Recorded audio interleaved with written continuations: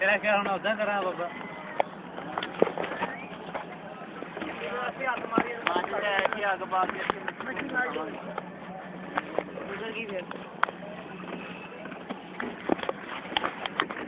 वैसे तो देख बाबा इधर देख बाबा ठीक है सुबह ही चढ़ जाएगी टेंशन क्यों लेंदे जो राती असीं चढ़ा देनी है राती असीं नेट ते चढ़ा देनी तन्ने से पता क्यों लैके आया सी मैं कहा तेरे ना पैर ठीक होना